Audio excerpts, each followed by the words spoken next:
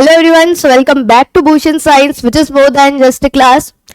तो बच्चों, अगर आप भी कर रहे हैं बीएससी नर्सिंग एंट्रेंस एग्जाम 2025 की तैयारी, सो जुड़े रहिएगा इस वीडियो के अंत तक, जिसमें मैं आपको बताने जा रही हूँ ऐसे टॉपिक्स या ऐसे चैप्टर्स के बारे में केमिस्ट्री के जो आपको इजीली इस एग्जाम को क्रैक करने में मदद कर सकते हैं। क्योंकि हम सबको पता है कि हाँ, केमिस्ट्री ही सबसे ज्यादा स्कोरिंग सब्जेक्ट होता है। क्यों? क्योंकि केमिस्ट्री में या तो आपको आता है तो आता है, नहीं आता है तो नहीं आता है। अगर आपको आता है तो आप टिक करके आगे बढ़ सकते हैं, और अगर नहीं आता तो आप तुरंत उसे स्किप करके भी आगे बढ़ सकते हैं। तो मैं इस वीडियो में आपको बताने वाली हूँ बच्चों कि ऐसे कौन से चैप्टर्स है केमिस्ट्री के जो सबसे ज्यादा स्कोरिंग है। हाँ जी, अगर आपको ऐसे चैप्टर्स पता चल रहे तो आप आराम से क्यों ना क्वेश्चन तो हॉल कर ही लेंगे, है ना। तो इन क्वेश्चंस को सॉल्व करने का तरीका और उन कुछ प्रश्नों को हल करने का तरीका भी आपको पता चल जाएगा अगर आपको एग्जैक्ट चैप्टर्स पता है तो क्यों जानना है हमें मोस्ट स्कोरिंग चैप्टर्स? क्यों? क्योंकि हमें वर्क करनी है स्मार्ट, आप कह सकते हो smart working, not on hard working. Hard working तो हर कोई करता है। अगर आप एक डोंकी या गधे से भी पूछे तो वो भी हार्ड वर्किंग कर रहा होता है। लेकिन वही अगर मैं बात करूं कुछ ऐसे लोगों की या कुछ चैप्टर या ऐसे कुछ मतलब टॉपर्स लोगों की अगर मैं बात करती हूँ तो वो करते क्या है? स्मार्ट वर्किंग करते हैं। वो अपना पूरा का पूरा टाइम सिर्फ पढ़ने में नहीं लगाते, वो स्मार्ट वर्किंग में करते हैं। यानी पढ़ भी लेंगे, साथ में एंजॉयमेंट भी कर रहे होंगे और पढ़ भी रहे होंगे उन चैप्टर्स को। तो इस वीडियो में मैं आपको बताने जा रही हूँ कि कौन से ऐसे चैप्टर्स है जो मोस्ट स्कोरिंग है और आपको स्किप करने ही नहीं है, चाहे आप बात कर लीजिए 11th की या फिर अगर आप बात कर लीजिए 12th की। तो देखते हैं कौन से ऐसे चैप्टर्स। तो सबसे पहला चैप्टर आता है बच्चों some basic concepts of chemistry, जिसमें हम पढ़ते हैं मोल्स। अगर आप बात कर ले एटम्स, मॉलिक्यूल्स की ज्यादा नहीं बताऊंगी क्योंकि पढ़ना आपको है।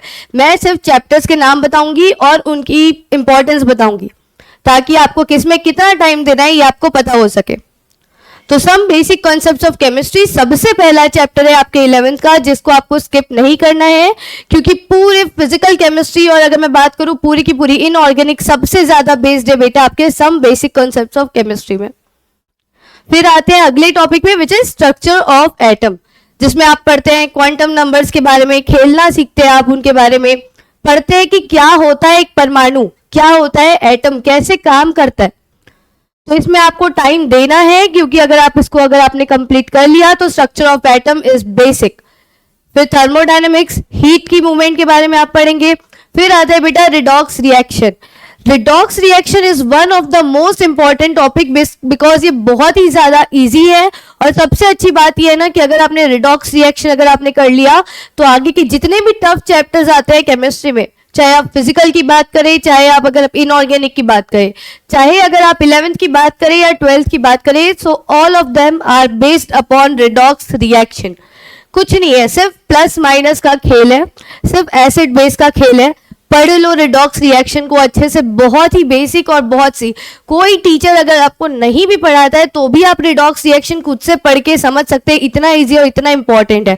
और इनकी इंपॉर्टेंस में बताऊं तो ये सारे के सारे चैप्टर हर साल आते हैं, हर साल। आप कोई भी पेपर उठा के देख लीजिए, कोई ऐसा क्वेश्चन नहीं मिलेगा जो इनमें से ना आया हो। फिर बढ़ते हैं आगे। फिर आता है बेटा 5th आपका GOC, यानी कि जनरल ऑर्गेनिक केमिस्ट्री। जैसे ही आप ऑर्गेनिक को टच करने जाते हैं ना, सबसे पहला आता है आपका GOC।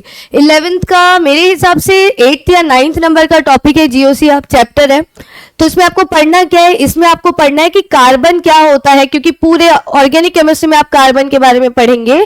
तो GOC में कार्बन, उसकी प्रॉपर्टीज, और आप कह सकते हैं कार्बन से बने हुए जो चीजें हैं या उनका संकरण या उनकी हाइब्रिडाइजेशन जो है, कैसे उसका स्ट्रक्चर बनता है, किस तरीके की बॉन्ड बनाता है कार्बन, ये सब आप पढ़ते हैं बेटा GOC में।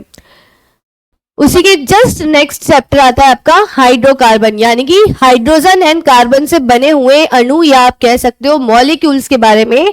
इसमें से आपके इतने सारे क्वेश्चंस आते हैं, ये दोनों तो आप कहीं मिस नहीं कर सकते।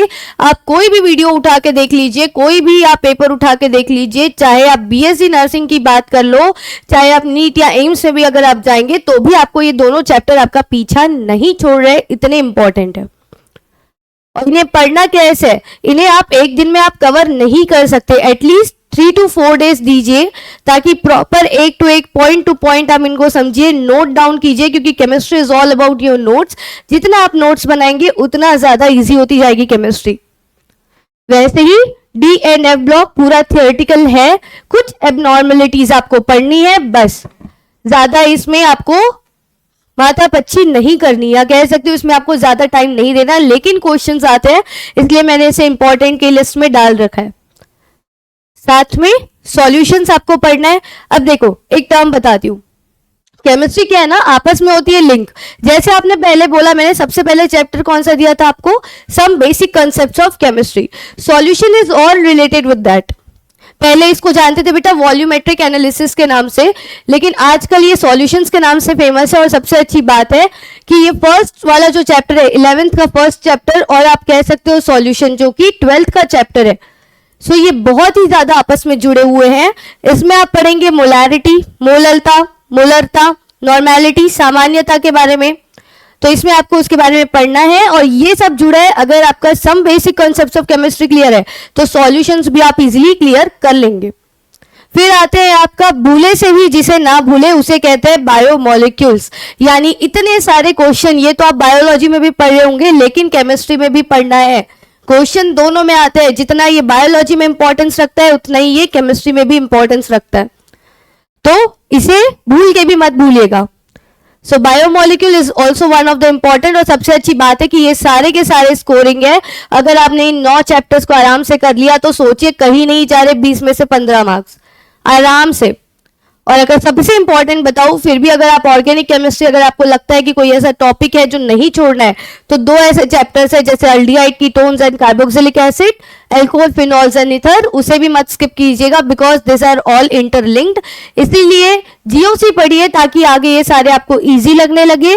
सो मेक श्योर कीजिए बच्चों कि ये 9 के 9 चैप्टर्स आप कभी मिस नहीं करेंगे। आप अगर दे रहे हैं बीएससी नर्सिंग 2025 की या 2026 की भी बात करूं तो भी ये कहीं नहीं जा रहे, तो ध्यान रखिएगा, क्वेश्चंस लिखिएगा, क्वेश्चंस कीजिएगा, नोट्स प्रॉपर बना के रखिए केमिस्ट्री के। जैसे जैसे आप नोट्स बनाते जाएंगे वैसे वैसे आप अपनी सिलेक्शन की गारंटी जो है उसे बढ़ाते जाएंगे।